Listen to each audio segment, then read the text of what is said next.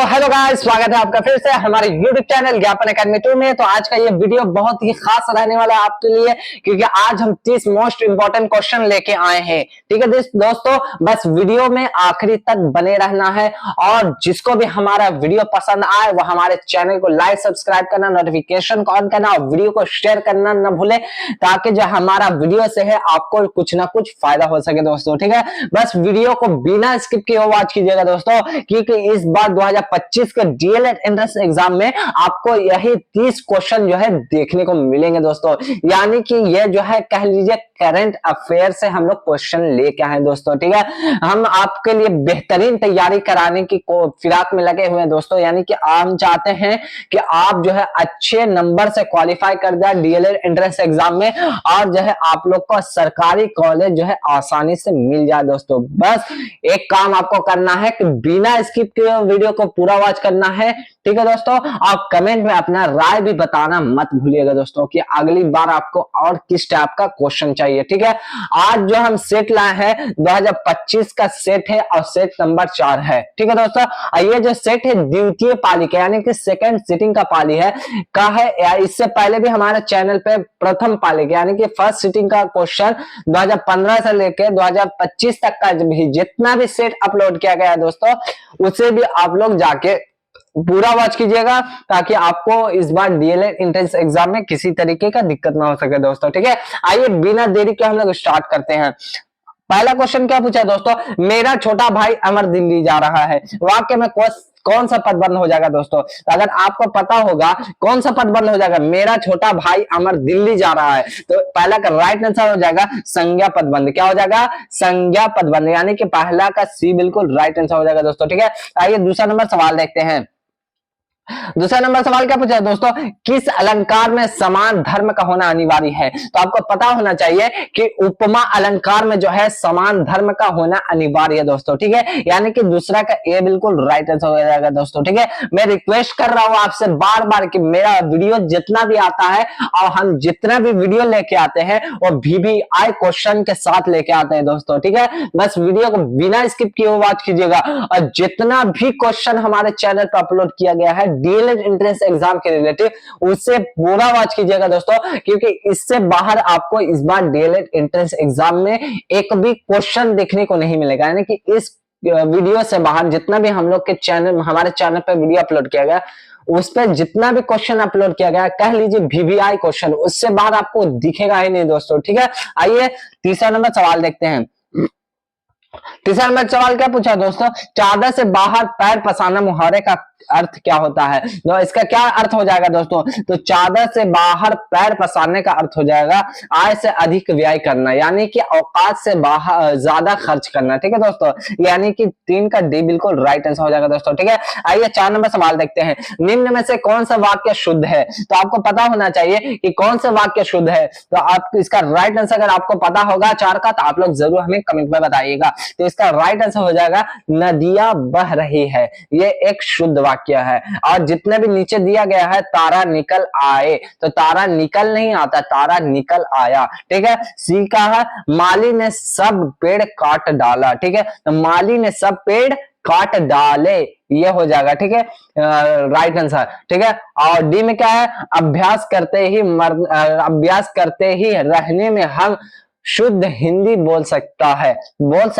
नहीं बोल सकते हैं। ठीक है, ये तीनों गलत है, यानी कि तारा निकल आए, माली ने सब पेड़ काट दिए। ठीक है, अभ्यास करते ही रहने में हम शुद्ध हिंदी बोल सकता है, ये तीनों गलत है, यानी कि ऑप्शन ए बिल्कुल राइट आंसर हो जाएगा, नदियां बह रही है। ठीक है, आइए 5 नंबर सवाल देखते हैं।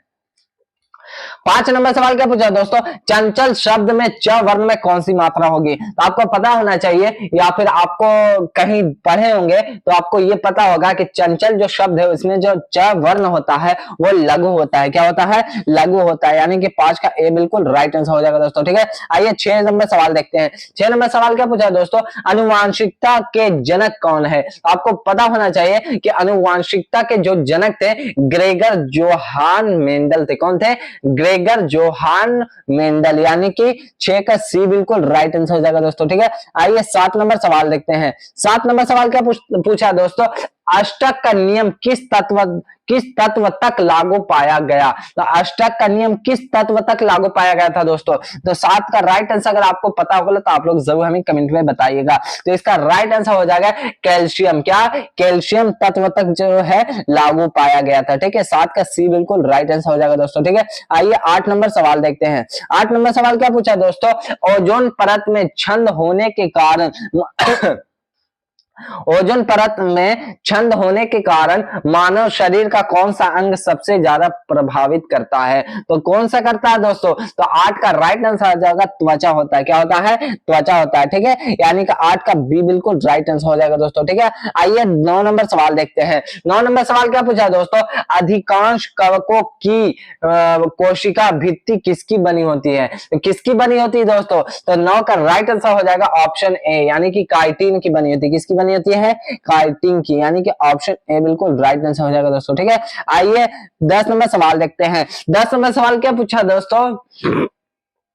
पदार्थ का वर्गीकरण किस आधारों पर होता है? तो किस आधारों पर होता है दोस्तों? तो 10 का राइट आंसर हो जाएगा ऑप्शन डी, यानी कि भौतिक और रासायनिक गुणों पर जो है पदार्थों का वर्गीकरण होता है। ठीक है दोस्तों, यानी कि 10 का डी बिल्कुल राइट आंसर हो जाएगा दोस्तों। ठीक है, आइए 11 नंबर सवाल देखते हैं। 11 नंबर सवाल क्या पूछा दोस्तों? निम्नलिखित में से कौन सा जीवाश्म ऊर्जा है? तो कौन सा जीवाश्म ऊर्जा हो जाएगा दोस्तों? तो आपको पता होना चाहिए कि जीवाश्म जो ऊर्जा होता है वो कोयला होता है। क्या होता है? कोयला होता है, यानी कि 11 का ए बिल्कुल राइट आंसर हो जाएगा दोस्तों। ठीक है, आइए 12 नंबर सवाल देखते हैं। 12 नंबर सवाल क्या पूछा दोस्तों? समुद्र तल की गहराई ज्ञात करने के लिए समुद्री जहाज में किस विशेष तकनीक का उपयोग किया जाता है दोस्तों? तो किस विशेष जो है तकनीक का उपयोग किया जाता है दोस्तों? तो 12 का राइट आंसर हो जाएगा सोनार। क्या?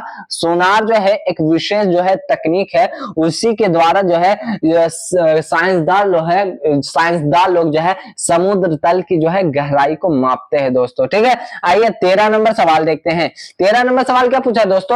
एमीटर को विद्युत परिपथ में किस क्रम में जोड़ा जाता है दोस्तों? तो किस क्रम में जोड़ा जाता है दोस्तों? तो 13 का राइट आंसर अगर आपको पता होगा तो आप लोग जरूर हमें कमेंट में बताइएगा। ये जो है श्रेणी क्रम में जो है जोड़ा जाता है दोस्तों एमीटर को। ठीक है, यानी कि 13 का बी बिल्कुल राइट आंसर हो जाएगा दोस्तों। ठीक है, आइए 14 नंबर सवाल देखते हैं। 14 नंबर सवाल क्या पूछा दोस्तों? रेटिना प्रकाश को परिवर्तित करता है दोस्तों। तो रेटिना प्रकाश को परिवर्तित कैसे करता है दोस्तों? तो इसका राइट आंसर हो जाएगा ऑप्शन बी, यानी कि विद्युत सिग्नल में। किसमें? विद्युत सिग्नल में जो है रेटिना प्रकाश को परिवर्तित करता है दोस्तों। ठीक है, यानी कि 14 का बी बिल्कुल राइट आंसर हो जाएगा दोस्तों। ठीक है, आइए 15 नंबर सवाल देखते हैं। 15 नंबर सवाल क्या पूछा दोस्तों? प्रकाश संश्लेषण में निम्नलिखित में से कौन सा कथन सत्य है? तो कौन सा कथन जो है सत्य हो जाएगा दोस्तों? तो 15 का राइट आंसर हो जाएगा ऑप्शन ए, यानी कि यह ऊष्मा शोषी अभिक्रिया है। क्या है? प्रकाश संश्लेषण जो है एक ऊष्मा शोषी अभिक्रिया है कथन। ठीक है, यानी कि 15 का ए बिल्कुल राइट आंसर हो जाएगा दोस्तों। ठीक है, आइए 16 नंबर सवाल देखते हैं। 16 नंबर सवाल क्या पूछा दोस्तों? भारत में सबसे ऊंची पर्वत चोटी कौन सी है? तो आपको पता होना चाहिए कि भारत में जो सबसे ऊंची पर्वत चोटी है वो है गॉडविन ऑस्टिन। क्या? गॉडविन ऑस्टिन जो है भारत में सबसे ऊंची पर्वत चोटी है, यानी कि 16 का ए बिल्कुल राइट आंसर हो जाएगा दोस्तों। ठीक है, आइए 17 नंबर सवाल देखते हैं। 17 नंबर सवाल क्या पूछा दोस्तों? नासिक किस नदी के किनारे स्थित है? तो आपको पता होना चाहिए कि नासिक जो है गोदावरी नदी के किनारे स्थित है। ठीक है, यानी कि 17 का डी बिल्कुल राइट आंसर हो जाएगा दोस्तों। ठीक है, आइए 18 नंबर सवाल देखते हैं। 18 नंबर सवाल क्या पूछा दोस्तों? चंबल नहीं पर स्थित जलाशय किस नाम से जाना जाता है दोस्तों? तो किस नाम से जाना जाता है दोस्तों? ये जो है गांधी सागर के नाम से जो है जलाशय को जानते हैं दोस्तों, यानी कि 18 का ए बिल्कुल राइट आंसर हो जाएगा दोस्तों। ठीक है, आइए 19 नंबर सवाल देखते हैं। 19 नंबर सवाल क्या पूछा दोस्तों? निम्नलिखित में से किस राज्य में दक्षिण पश्चिम मानसून से वर्षा नहीं होती है? तो किस से नहीं होती है दोस्तों? तो 19 का राइट आंसर हो जाएगा ऑप्शन बी, यानी कि तमिलनाडु, यानी कि तमिलनाडु में, यानी कि ऑप्शन बी बिल्कुल राइट आंसर हो जाएगा दोस्तों। ठीक है, आइए 20 नंबर सवाल देखते हैं। 20 नंबर सवाल क्या पूछा दोस्तों? अफ्रीका महाद्वीप का सबसे बड़ा झील है, तो कौन सा हो जाएगा दोस्तों? ये जो हो जाएगा विक्टोरिया झील। कौन सा?